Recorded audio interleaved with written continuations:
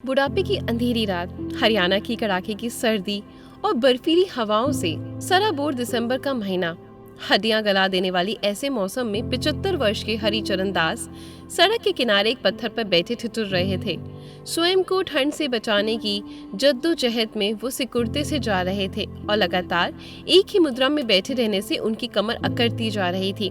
शरीर पर मोटे कपड़े से बना एक धोती कुर्ता पहने थे, एक पुराना सा मफलर जो उनके सिर और कानों को एक साथ ढकने में असमर्थ था, और एक पतली सी शॉल ओढ़ी हुई थी जिसमें ठंडी हवाएं छन कर जाती तो एक तेज कपकपी सी उठती। ऐसे भयंकर मौसम में उनकी दोनों बूढ़ी आंखें दूर तक पसरे अंधेरे और धुंध में अपने बेटे अमित की एक झलक पाने के लिए तरस रही थी, परंतु जितनी बार रास्ते की ओर देखती असफलता ही हाथ लगती। आज दोपहर को ही अपने बेटे के साथ फरीदाबाद से चले थे हरिचरण दास। बहुत दिनों से उनके जोड़ों का दर्द खत्म होने का नाम ही नहीं ले रहा था। सुबह शाम दर्द से कराहते रहते थे। कल शाम को जब जोड़ों का दर्द ज्यादा बढ़ गया तो अमित ने चिंता दिखाते हुए कहा, पिताजी, आपके जोड़ों की परेशानी दिन ब दिन बढ़ती ही जा रही है। दिल्ली में जोड़ों के दर्द का एक बहुत अच्छा डॉक्टर है, आपको कल वहाँ दिखा कर लेकर आता हूँ। बेटी की बात सुनकर हरिचरण जी बोले, बेटा, ये जोड़ों का दर्द तो एक ऐसी परेशानी है जो बुजुर्ग अवस्था में आ ही जाती है, इसका इलाज संभव नहीं। ऐसी बात नहीं पिताजी, अच्छा इलाज मिले तो सब संभव है। आप देखना, उनका इलाज पाकर आप 10 दिन में दौड़ने लगेंगे। अपने बेटे के मन में अपने प्रति इतना प्यार देखकर वो मन ही मन निहाल हो रहे थे। तभी विदेश से उनके पोते तनुष का फोन आया और सबका हालचाल पूछते हुए उसने दादाजी से बात करी। चिंतित स्वर में उनके जोड़ों के दर्द के बारे में पूछा तो उन्होंने कहा, कल तेरे पापा मुझे दवाई दिलवा कर लेकर आएंगे, तू बस अपनी पढ़ाई पर ध्यान दे, मेरी चिंता मत किया कर। तेरी मेहनत के दम पर ही तेरा सिलेक्शन विदेश की पढ़ाई के लिए हो पाएगा। चिंता कैसे ना करूं दादाजी, आप तो मेरे बेस्ट फ्रेंड हैं। बचपन से तो दादी और आपके साथ रहता आया हूँ। मम्मी पापा तो शहर में नौकरी करते थे, इसलिए तो आप दोनों के दिल के बेहद करीब हूँ। लेकिन दादी की मृत्यु के बाद मैं आपको नहीं खोना चाहता, इसलिए आप अपना पूरा ध्यान रखिए। ठीक है बेटा, ठीक है, मैं अपना पूरा ध्यान रखूंगा, हंसते हुए हरिचरण जी ने कहा और फोन रख दिया। दोपहर 3 बजे के करीब अमित और अपने बाबूजी के साथ स्कूटर पर निकल पड़ा। शाम 5 बजे तक वे लोग दिल्ली पहुंच गए। दिल्ली शहर में प्रवेश करने के कुछ देर बाद ही अमित ने सड़क के किनारे स्कूटर रोक दी और कहा, यहाँ से भीड़ भाड़ वाला इलाका शुरू होता है, मैं पहले डॉक्टर के पास जाकर नंबर लगवा लेता हूँ, तब तक आप यहीं मेरा इंतजार करें। हरिचरण जी घबराते हुए बोले, बेटा, तुम मुझे भी अपने साथ ले चलो, मैं यहाँ बैठकर अकेला क्या करूँगा। अरे बाबूजी, शाम का समय है, इस समय सभी लोग अपने दफ्तर से घर की ओर लौटते हैं और दिल्ली जैसे शहर में तो इस समय बहुत ज्यादा भीड़ होती है, और इतनी भीड़ में आपको पीछे बिठाकर स्कूटर चलाना आसान नहीं है। कहीं गिर गए तो हड्डी वड्डी टूट जाएगी, लेने के देने पड़ जाएंगे। बात तो तुम ठीक कह रहे हो बेटा, उन्होंने बुदबुदाया। हाँ बाबूजी, बस आधे घंटे की बात है, नंबर ही लगवा कर आना है, मैं जल्दी आ जाऊंगा, शायद इंतजार करने का मौका ही नहीं दूंगा, मुझ पर विश्वास रखिए। इतना कहकर अमित स्कूटर लेकर निकल गया।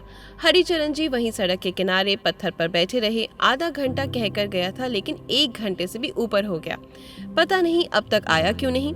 धीरे धीरे शाम गहराने लगी। हरिचरण जी अपने आप को असहाय महसूस करने लगे। धीरे धीरे सड़कों से भीड़ कम होने लगी और इसके बाद तो लगभग सन्नाटा सा छा गया। केवल इक्का दुक्का गाड़ियां ही चल रही थी। फिर अचानक स्ट्रीट लाइट भी बंद हो गई। अंधेरी रात थी तो सुनसान सड़क भी भयानक नजर आने लगी। खून जमाने देने वाली ठंड पड़ रही थी तो उन्होंने ऊपर से नीचे तक अपने आप को शॉल से लपेट लिया। घनघोर अंधेरे में बैठे हुए वे अचानक डर कर सहम गए जब एक कुत्ता इस तरह शॉल में लिपटा हुआ देखकर उनके पास आकर भौंकने लगा। उन्होंने अपने पास छोटा सा पत्थर उठाकर उसे डराकर भगाने की कोशिश करी, पर पत्थर देखकर कुत्ता उनके दाएं बाएं कूदता हुआ और जोर जोर से भौंकने लगा, और उसकी जोर जोर से भौंकने की आवाज सुनकर आसपास के अन्य कुत्ते भी दौड़े चले आए और सब एक होकर उनके ऊपर भौंकने लगे। कुत्तों का झुंड देखकर हरिचरण जी डर के मारे कांपने लगे और उनकी आंखों से आंसू बह निकले। इतने में ना जाने कहां से एक आदमी आया और उन कुत्तों के लिए सड़क के दूसरे किनारे कुछ रोटियां डालकर चला गया। वे सब रोटियों पर टूट पड़े और हरिचरण जी को राहत की सांस मिली, लेकिन वह रात पल भर की थी। अंदर ही अंदर उन्हें अपने बेटे की चिंता खाने लगी। सोचने लगे अमित को भी इसी शहर का यही हॉस्पिटल मिला था। अपने शहर में डॉक्टरों की कमी है क्या? अपने बूढ़े बाप को सुनसान सड़क के किनारे बिठाकर खुद पता नहीं कहाँ गायब हो गया।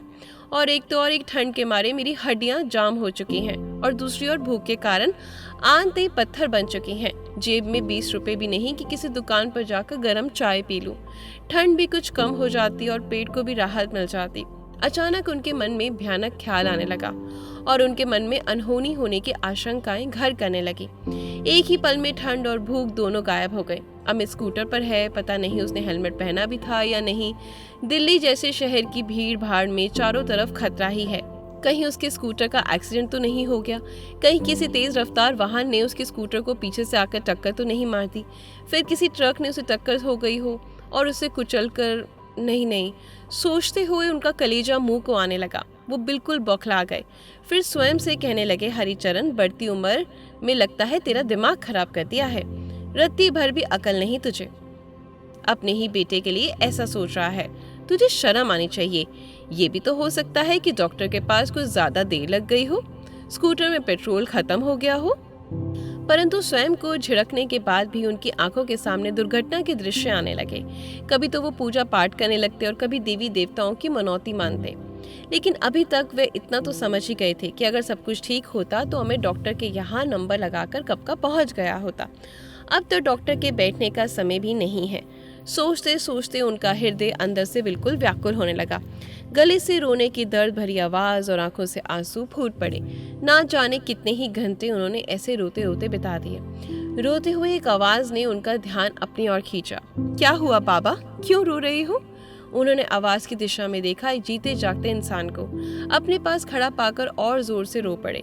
वे अपरिचित अपनी मोटरसाइकिल को सड़क के किनारे खड़ा करके उनके पास आया और बोला, बहुत परेशान लग रहे हो बाबा, घबराइए मत, मैं आपके साथ हूँ। ऐसा कहते हुए उसने उनके कंधे पर हाथ रखा और महसूस किया कि वे एकदम ठंडे पड़े हुए थे। उनका शरीर कांप रहा था और ठंड से कटकटाते दांतों के चलते मुंह से शब्द ही नहीं निकल पा रहे थे। उसके हृदय में करुणा का ज्वार उठने लगा। तुरंत उसने अपना ओवरकोट उतारा और उन्हें पहना दिया। फिर बोला, इतनी ठंड में आप सारी रात इस खुले आसमान के नीचे क्यों बैठे रहे? हरिचरण जी कुछ बोलने लगते हो, पर उनकी थरथराती बूढ़ी देह उन्हें कुछ बोलने की इजाजत ही नहीं दे पा रही थी। उन्हें देखकर वह अपरिचित आदमी जल्दी से चाय की दुकान पर गया और उनके लिए गर्मा गर्म चाय और बिस्किट लेकर आया। हरिचरण जी मन ही मन उसे ढेर सारी दुआएं देने लगे। चाय पीकर उनके शरीर में थोड़ी सी चुस्ती आई। अब तक रात का अंधेरा छटने लगा था। सुबह की हल्की रोशनी में उन्होंने उस अपरिचित का चेहरा देखा और बोली, अरे तुम तो मेरे पोते की उम्र के हो। 20-22 वर्ष की छोटी उम्र में भी तुम्हें यहाँ रुककर मेरी मदद करने की सूझी। फिर ये व्यक्ति बोला, बाबा मेरा नाम सुनील है, मैं यहाँ पास में ही एक दुकान पर काम करता हूँ, मुझे अपने बेटे जैसा ही समझे। अब आप बताएं कि आप यहाँ पर क्या कर रहे हैं और क्या परेशानी है आपकी? सुनील बेटा, मेरा बेटा अमित कल दोपहर से डॉक्टर के पास नंबर लगवाने गया था और मुझे यहाँ बैठने को कहा गया था, लेकिन वह अब तक नहीं पहुँचा। उसकी चिंता मुझे खाई जा रही है। बाबा आपको चिंता करने की कोई जरूरत नहीं, आप मुझे अपने बेटे का फोन नंबर दीजिए, मैं उन्हें फोन लगाता हूँ। लेकिन बेटा मुझे उसका फोन नंबर याद ही नहीं। तो बाबा हम एक काम करते हैं, मैं आपको आपके घर ले चलता हूँ। आपको अपने घर का रास्ता तो पता ही होगा ना? हाँ बेटा, अच्छे तरीके से याद है। सुनील उन्हें अपनी मोटरसाइकिल पर बिठाकर घर छोड़ने के लिए ले गया। रास्ते में एक ढाबे पर रुककर उसने हरिचरण जी को नाश्ता भी करवाया। बेटा तुम इंसान के रूप में किसी देवता से कम नहीं, भगवान तुम्हारी खुशियां सदा बनाए रखें। हरिचरण जी उसे ढेरों सारे आशीर्वाद देने लगे। जैसे ही सुनील हरिचरण जी को घर लेकर पहुंचा तो देखा घर के बाहर ताला लगा था। बाबा आप यहीं ठहरिए, मैं देख कर आता हूँ। ऐसा कहकर सुनील उनके पड़ोसियों से अमित के बारे में जानकारी लेने चला गया। पूछने पर पता चला कि अमित तो अपनी पत्नी गीता के साथ आज सुबह ही घूमने निकल गया है। सुनील ने उनके पड़ोसियों से अमित का फोन नंबर लिया और तुरंत उसे फोन किया। क्या मैं अमित से बात कर सकता हूँ? सुनील ने कहा। तो दूसरी तरफ से आवाज आई, जी हाँ मैं अमित ही बोल रहा हूँ, कहिए क्या बात है? जी मेरा नाम सुनील है, मैंने आपके पिताजी को उसी सड़क के किनारे ठंड में रोते हुए देखा जहाँ आप उन्हें छोड़ कर आए थे। शायद आप किसी जरूरी काम में फंस जाने के कारण उन्हें लेने नहीं आ सके, इसलिए मैं उन्हें घर वापस छोड़ने आया हूँ। परंतु यहाँ तो घर पर ताला लगा है, क्या आप मुझे बता सकते हैं मैं उन्हें कहाँ छोड़ूं? सुनिए मिस्टर, ज्यादा हमदर्दी दिखाने की जरूरत नहीं, अपने काम से काम रखिए और हाँ अगर छोड़ना ही है तो उन्हें वृद्ध आश्रम छोड़ दो। अब हमारा उनसे कोई वास्ता नहीं। लेकिन मेरी बात तो सुनिए। Hello hello. इधर से सुनील बोलता रहा और उधर से फोन कट चुका था। बेटा, बात हुई अमित से? मेरा बेटा ठीक तो है ना? वह मुझे लेने क्यों नहीं आया? कुछ तो बताओ बेटा। हाँ बाबा, आपका बेटा बिल्कुल ठीक है। वह आपको लेने इसलिए नहीं आया क्योंकि वह आपको लाना चाहता ही नहीं था। वह आपसे पीछा छुड़ाना चाहता था। सच कहूँ तो आपके बेटे की नीयत में खोट था, मुझे लग ही रहा था, वरना इतनी ठंड में कोई अपने बूढ़े बाप को इस हालत में कैसे छोड़कर जा सकता है। बाबा, आप मेरी बात मानिए, आप वृद्धाश्रम चलिए, मैं आपको छोड़ देता हूँ। हरिचरण जी और उसकी ओर मुंह बाएं ताकते रहे। उनकी आंखें टपटपा गई और बोले, मैं कोई लवारिस थोड़ी ना हूँ, मेरा भी तो परिवार है। मुझे वृद्धाश्रम छोड़ने की बात तुम्हारे दिमाग में आई भी कैसे? बाबा, ये बात मुझे आपके बेटे ने कही है, सुनील ने कहा। कांपती और रुआसी आवाज में हरिचरण जी बोले, आखिर मेरा अपना ही बेटा मुझे क्यों समझेगा? मुझे तो 2 वक्त की रोटी देना मेरी बहू को क्यों खलने लगा? माना कि कभी बहू मेरे काम करते हुए परेशान हो जाती थी, अमित को मेरी दवाइयों का खर्चा थोड़ा ज्यादा लगता था, छोटी छोटी बातों पर मेरा टोकना उन्हें पसंद नहीं था, मेरी खांसने की आवाज उन्हें तकलीफ देती थी, लेकिन मैं उनके टुकड़ों पर नहीं पल रहा। अपनी जिंदगी भर की कमाई अपने बेटे के नाम की है मैंने। नहीं नहीं, मेरा बेटा बहू इतने एहसान फरामोश नहीं हो सकते कि वे कभी इतना नीचे गिर सकते हैं। तुम्हें कुछ गलत फहमी हुई है बेटा। बाबा, मेरे मोबाइल में की गई कॉल की रिकॉर्डिंग रहती है, मेरी आपके बेटे से जो बात हुई है उसे मैं आपको सुनाता हूँ। ऐसा कहकर सुनील ने अपना फोन हरिचरण जी के कान पर लगाया। कॉल की रिकॉर्डिंग सुनकर हरिचरण जी स्तंभ रह गए। उन्हें अपने कानों पर यकीन ही नहीं हुआ। वह पत्थर की तरह एक जगह पर खड़े रह गए। फिर कुछ देर बाद करुणा और वेदना मिश्रित आवाज में बोले, चलो बेटा, मुझे वृद्धाश्रम ही छोड़ दो। कपकपी आवाज में ऐसा कहते हुए उनके अंदर का दर्द आंसुओं के जरिए झलक पड़ा। सुनील ने इंटरनेट के जरिए शहर के एक अच्छे वृद्ध आश्रम का पता ढूंढा। वृद्ध आश्रम में पहुंचते ही संचालकों ने उनके विषय में जानकारी ली। एक लोकल न्यूज रिपोर्टर जो वहीं उपस्थित था, उसने हरिचरण जी का वीडियो बनाया और सोशल मीडिया पर शेयर किया कि देखिए किस तरह आज की पीढ़ी संस्कारों में नहीं बल्कि स्वार्थों में जीवन जीती है। आज सिर्फ उपयोगी चीजों को घर में रखकर अनुपयोगी वस्तुओं को फेंकने का जमाना है। कोई पुल के नीचे बिठाकर गायब हो जाता है, कोई मंदिर की सीढ़ियों पर बिठाकर गायब हो जाता है, और आज डॉक्टर के यहाँ नंबर लगाने के बहाने। आखिर ये कब तक चलेगा? ये बातें सुनकर हरिचरण जी का कलेजा फट सा जा रहा था। हरिचरण जी का पोता तनुज, जो विदेश में था, तो सोशल मीडिया पर अपने शहर की खबरें अक्सर देखा करता था, ये जानने के लिए कि उसके शहर में क्या क्या घटनाएं घटित हो रही हैं। एक दिन फेसबुक पर उसने वीडियो देखते देखते उसने अपने दादाजी का वीडियो दिखाई दिया। एक पल के लिए उसे लगा कि ये मेरे दादाजी नहीं हो सकते, लेकिन जब रिपोर्टर ने नाम लेकर उन्हें संबोधित किया तो उसे यकीन हो गया कि ये उसके दादाजी हैं। उनका रोता हुआ चेहरा और उसके माता पिता की करतूतों ने उसके हृदय को जैसे चीर कर रख दिया। न्यूज रिपोर्टर की बातें सुनकर उसका दिल दहल गया था। उसने तुरंत अपने घर का फोन लगाया और हमेशा की तरह पहला सवाल किया कि माँ, दादाजी कहाँ हैं? वे ठीक तो है ना? मुझे उनकी चिंता हो रही है। हाँ हाँ, तुम्हारे दादाजी बिल्कुल ठीक है। अच्छा, तो मेरी बात करवाइए उनसे, उसने कहा। तो उसकी माँ हड़बड़ाते हुए बोली, वे तो अपने मित्र से मिलने अपने गांव गए हैं। तनु समझ गया कि वे लोग उसे सीधे तरीके से कुछ नहीं बताएंगे। उसने फोन रखा और तुरंत भारत आने की तैयारी करने लगा। करीब 10 दिन के बाद वह भारत पहुंच गया और अपने शहर पहुंचते ही उस वृद्ध आश्रम में गया जिसका पता, फोन नंबर उस रिपोर्टर ने वीडियो के अंत में दिया था। जब वो वृद्ध आश्रम के हॉल में पहुंचा तो देखा उसके दादाजी एक चारपाई पर बैठे हुए रामायण पढ़ रहे थे। उसे याद आया कि जब बचपन में वह अपने दादाजी के पास गाँव में रहता था तो उसके दादाजी जब भी रामायण पढ़ते तो वह उनके पास आकर चौकड़ी लगाकर बैठ जाता। दादाजी बड़े प्यार से उसे हर पंक्ति का अर्थ स्पष्ट किया करते, लेकिन उस समय और इस समय में बहुत फर्क था। उस समय उसके दादाजी हट्टे कट्टे हुआ करते थे, लेकिन आज दादाजी बहुत कमजोर दिख रहे थे। कमजोरी और वृद्धावस्था के कारण उनके हाथ और पैर कांप रहे थे। उनकी यह हालत देखकर उनके पोते के दुख की सीमा नहीं रही।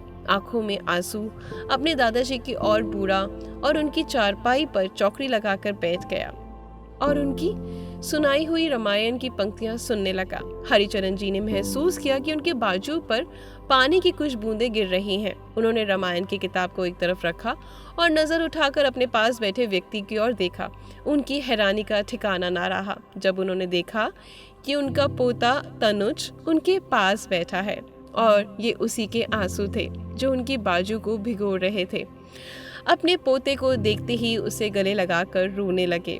कुछ देर दोनों यूं ही बैठे रहे। फिर खुद को संभालते हुए दादाजी ने पूछा, तो कब आया तनुष बेटा? तनुष ने कहा, दादाजी मैंने आपका वीडियो देखा, मुझे समझ ही नहीं आया कि आखिर ये सब कैसे हो गया, मुझे बताइए दादाजी। लेकिन दादाजी उसे कुछ बताने को तैयार नहीं थे। फिर तनुष ने उनका हाथ अपने सर पर रखते हुए कहा, आपको मेरी कसम, अब मुझे सारी बात बताएं। जैसे ही तनुष ने अपनी कसम दी, उन्होंने अपना सिर अपने पोते की गोद पर रख दिया, मानो वो कब से अपने का प्यार पाने को तरस रहे थे। उन्होंने अपनी आप बीती सुनाई तो तनुष गुस्से से तमतमा उठा, उसका चेहरा लाल हो चुका था।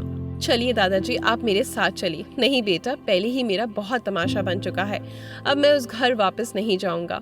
अरे आप चलिए तो। ऐसा कहकर अपने दादाजी को लेकर वृद्धाश्रम से बाहर आया और उनके साथ टैक्सी में बैठकर अपने घर की ओर गया।